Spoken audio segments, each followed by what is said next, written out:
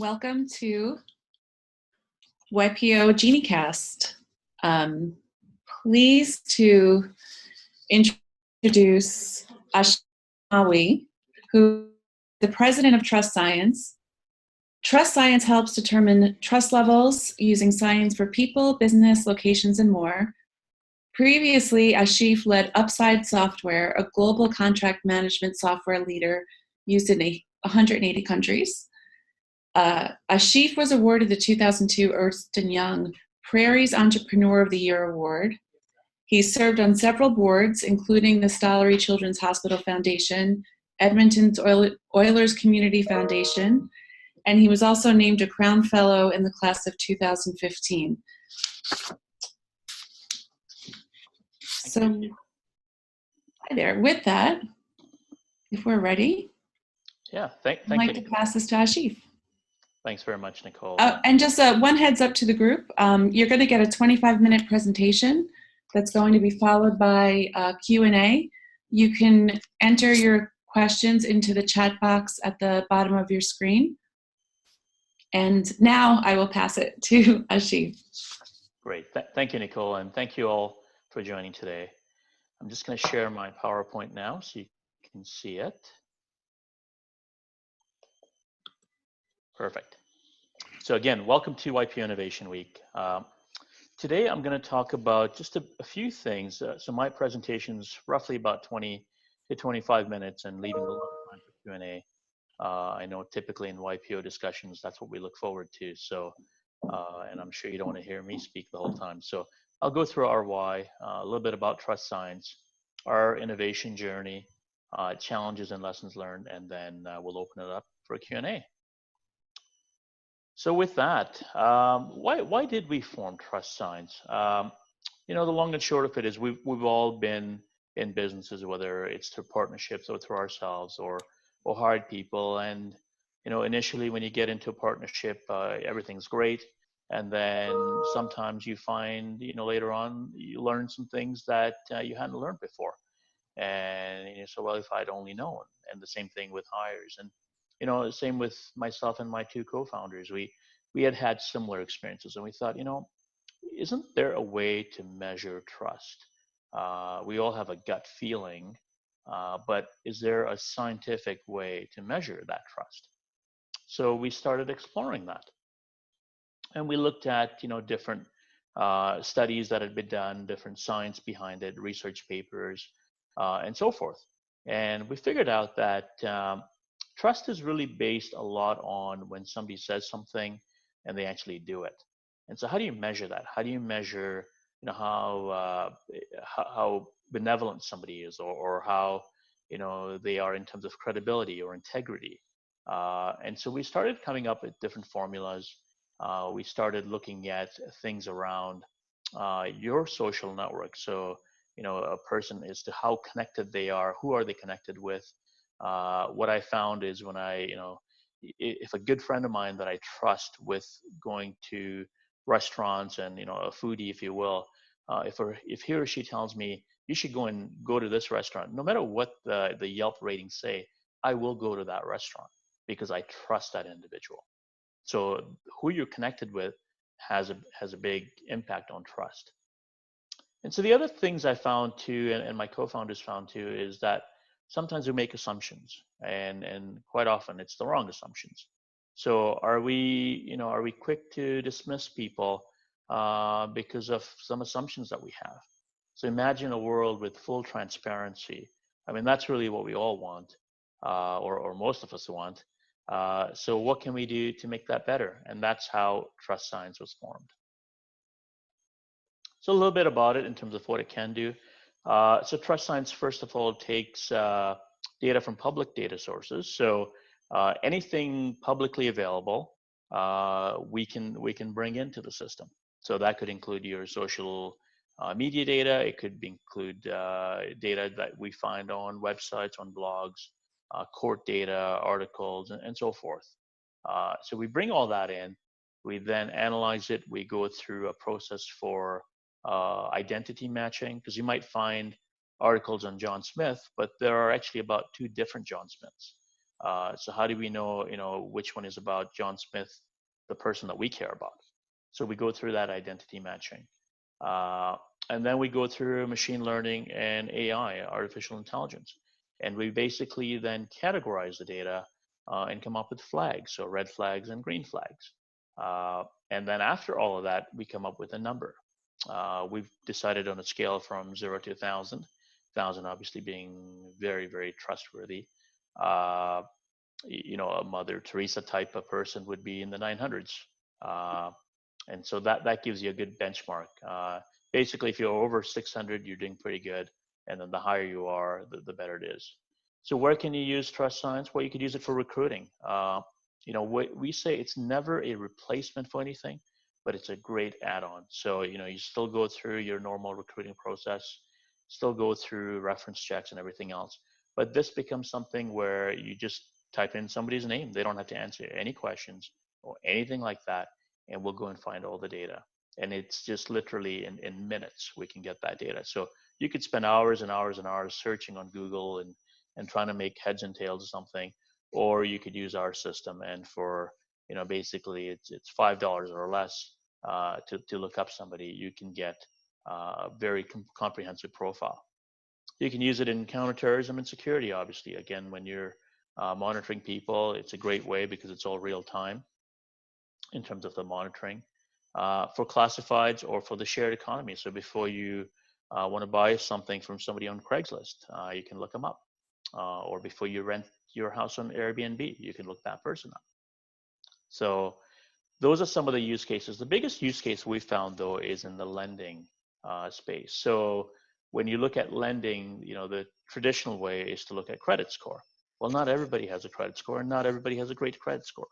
So I think credit score will look at your ability to pay. So whether you have the financial means to pay. When we look at trust score is your willingness to pay. So that's a big difference. And we find using this data, meaning the data around trust science, gives you a much better viewpoint into somebody. So if I look at my story, when I moved from Kenya to Canada and my family and I moved, we had zero credit in Canada. We couldn't get any credit. Didn't mean we weren't trustworthy. Didn't mean we wouldn't pay back the loans. It just meant we didn't have a measure. So trust science can help with situations like that. So this is just a couple of screenshots from the system. On the left-hand side, it gives you the scorecard, and it's a very high-level summary. So my score in the system is 843 out of 1,000. So not bad, but it then tells you how did it figure that out. It tells you the data points. It also does a psychological snapshot. So because I'm an entrepreneur, I've been a leader of different companies, it's come to the conclusion that I'm power-driven. It says I'm well-adjusted and I'm conscientious. And it even gives you a communication recommendation, how to communicate with me, and when will I respond, when will I not respond. On the right-hand side, it again gives you a quick snapshot of some of the data it found on me. Again, this is without me having to enter anything. It's found all my social media profiles, it's found who I'm connected with, and so forth. And this is just one of the screens in there.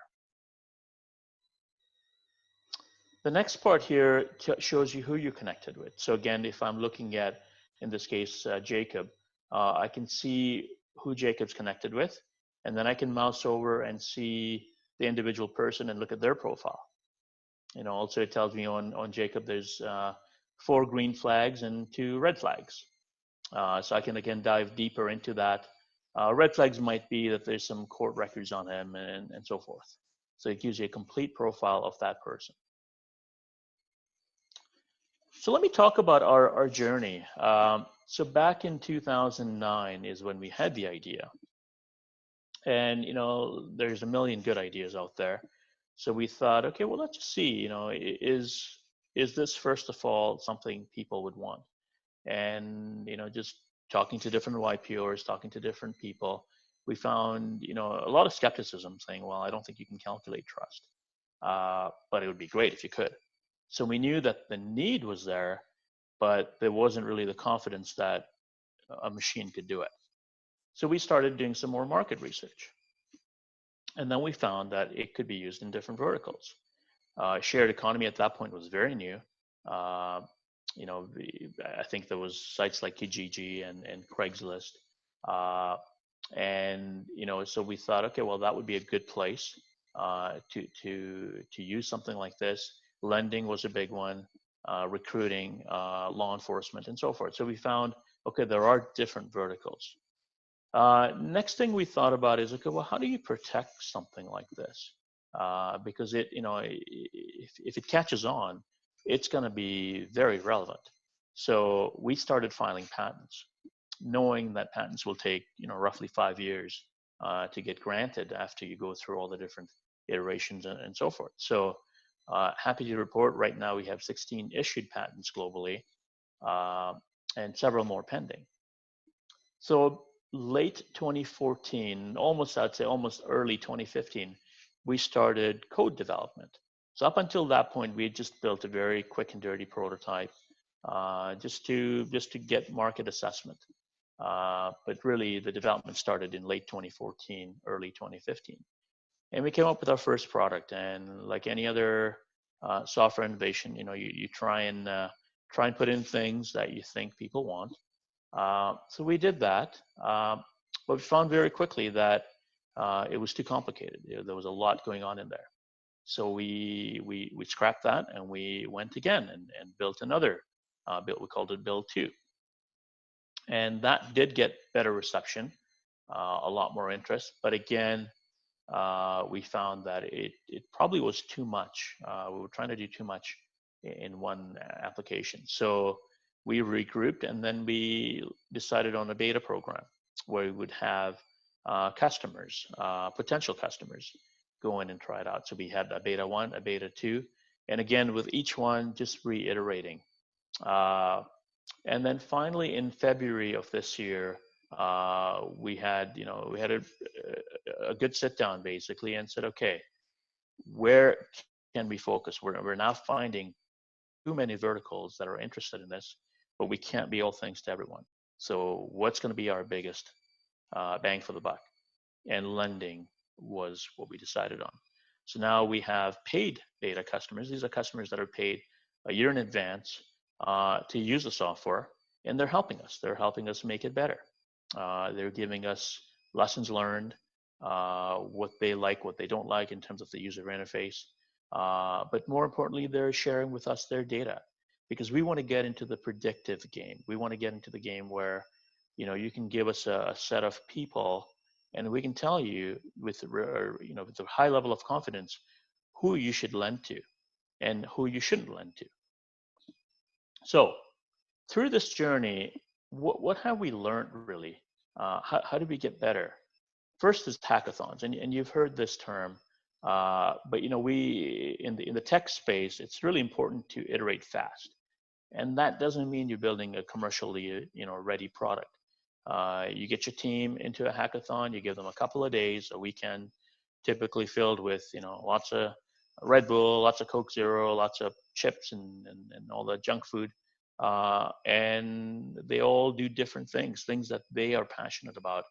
Um, and then you come back together on the Monday, you regroup, and you figure out, what was built, what is cool, what works, what can you actually take to the next level to commercialization.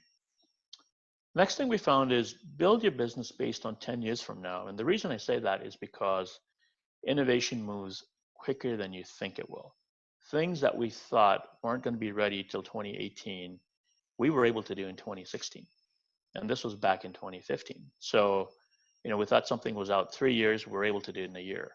And we're finding the rate of change is just growing significantly and exponentially. So, if you think something's going to happen 10 years from now, very likely it's going to happen in 3 years from now. So build for that. Next point is fundraise more than you think you need. I mean, I'm sure you've heard that numerous times, and we live it. It's something that we've tried really hard to raise more than we need, and we our first round was higher than we thought we should raise, so we were successful. We were fortunate to get our first major investor was the past CFO of Facebook. So a great a great testament to our company with his investment.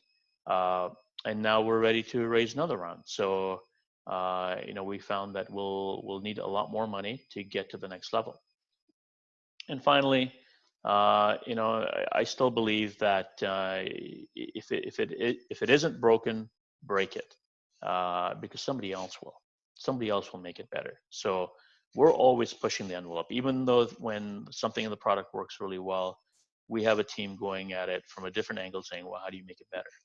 Because good is just good, not good enough. It needs to be better, and that doesn't mean perfection, but it means how do you innovate? How do you make it different? So those are some of the lessons we've learned. Share a little bit more about our challenges as well. Leveraging artificial intelligence and machine learning, it's a very different mindset. Even with technologists, we're finding that the old rules-based model is still quite dominant, and people think that way. They haven't given machine learning and AI the latitude, if you will. So there's a lot of things which AI and ML can do, but the team is very skeptical, thinking it can't do it, and so they resort to a rules-based model. And it's very hard to keep them going back to the rules-based model, so you have to keep reminding them. And also that means on the research team that's doing the AI and ML, they need to produce results quicker, right? So we take the challenges in small chunks rather than waiting a year. We want deliverables every month or two, so everybody can see progress. Second point is getting ready to pivot. This is something that luckily I've been used to throughout my career. So pivoting is never an issue. I never see it as a sign of weakness. I see it as a sign of growth and getting better. So, but it's getting the rest of the team on that same page, understanding that pivoting doesn't mean we failed. It just means we've learned. Don't strive for perfection, and folks in technology will always try to make it perfect, handle 100% of the scenarios, but you have to keep reminding them about the 80-20 rule. And to me, it's important to get something out there and get revenue coming in and learn from it and getting it better, rather than waiting and building and building and building. So you just have to get that culture within your organization. Working out the kinks with non-strategic customers first. So it's really easy to go out and get people that so maybe your YPO friends that have some large businesses, and say trust me, we'll put this product in.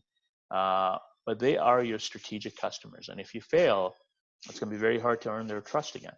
So what I've learned is go to those that I don't want to say you don't care about, but those that are very understanding, know that you'll fail. There's a 99% chance that your product will fail. Set that expectation. Work out the kinks with those type of customers first, and then once you perfected it, then go to your strategics.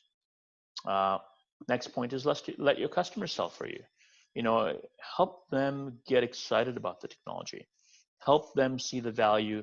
Help them share that story with others as a bragging right for themselves, saying, "Hey, we picked this thing and we made the smartest move. It's a great product. It's helped us," and then they start selling it for you. And final point, which is the most important, is ensuring that your team shares your values, your vision, and your drive. Because if they don't, it's going to be very hard to succeed. So they need to all be on that same page, which means you need to learn, you need to adapt, you might need to change, but in the spirit of getting everybody on board, that's important. With that, we're quite early, but we can move into Q&A. Great. Terrific. Thank you, Ashif. That was wonderful. So, as a reminder to the participants, please, submit any questions you have via the chat function at the bottom of your screen.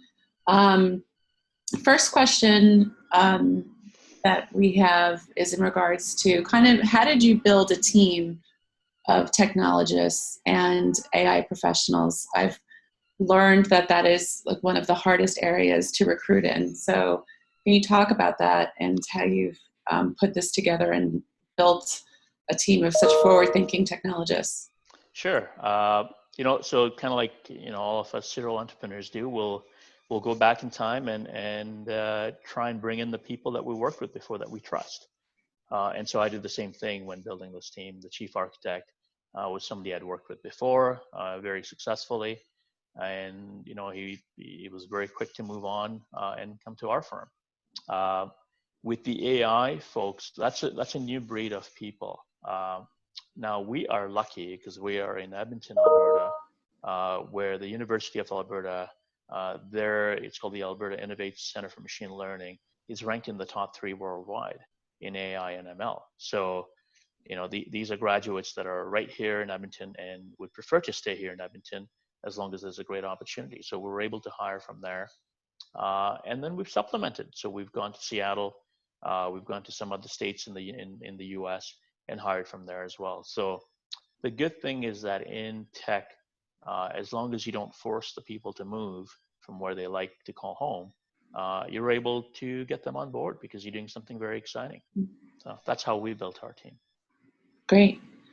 Next question is from Ed Stevens about the idea itself and the concept behind trust science. Do individuals get to input information or interact with their score, or is it just an objective algorithm that runs off external data? Yeah, so for the most part, it's an objective algorithm that runs on publicly available data. But what we do have is the ability to point out any errors. So on your profile, if you look at something, and let's say your name is John Smith, and we brought in data that belonged to another John Smith, you'd be able to point that out to us so we can correct our algorithms to not bring that data in. But you can't go into the system and rate anybody or anything like that. It's not a rating engine. Great. Next question. I saw that there was an article about the use of trust science with politicians, and maybe you could speak about that. And I think this maybe came at the time of the 2015 Canadian election. That's right. So yeah. You could talk about that experience. Yeah, it's and it was again we like to try the engine on different things and different topics, and politics is obviously one which is very polarizing, but a lot of fun to do. And as part of our testing, we would run it on all the different candidates, and because they would have data that would come in daily, whether it was news articles or tweets or whatever, the scores would change every day, right? And it was quite interesting to see that.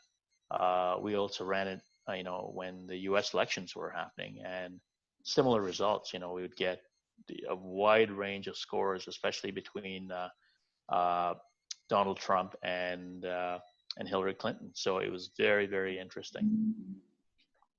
What were the scores? Donald Trump was at 153. And Hillary was at 620 or 630 in that range. So it's quite interesting. And behind every score, it gives you the evidence, right? So because trust is a lot on, what you say and what you do. There was a lot of controversy with Donald Trump in terms of, what he said and what he did and when he went back. And so the algorithm looks at all that because it was, it's a machine, right? It's looking at it and going, well, you said you want to do this, you did this, and then you said this, but factually, these are the facts. And so your trust score really gets impacted when that happens. Great. Any other questions from the group? Again, you can use the chat feature at the bottom of the screen. Well, if not, then I think, Ashif, this was terrific. I want to know what my score is. I'm sure it's very high. Tell me offline. And thank you, everyone, for participating in the Trust Science GenieCast and Innovation Week. And I hope everybody has a great day. Oh, one more question. Sorry, just came through. How does this work in Europe? So it right now it works in North America and in Europe because any we'll look at publicly available data. So we are bringing in data from Europe as well. Great. Yeah, it just doesn't work right now in China. And we're also not supporting any other languages other than English right now. Okay, so the follow-up question to that is, isn't language in Europe an issue? And meaning pulling from different data sources? How does Yeah, that? so some of the data sources that we pull from have a built-in translation. And so as long as that can be translated to English, so the engines that we use for sentiment analysis and so forth support, I think it's like 40 or 50 different languages. So that data comes in pretty good. Where we would have, where I say language issues, our user interface is in English only, Mm-hmm. right? So you won't be able to see that screen that I showed you. It only show in English, even though the data that it's got in assessing will handle multiple languages. Great. Okay, well, thank you. Thank you again, Ashif. This was wonderful. Thank you, and thank you all for attending today. Thank you, everyone.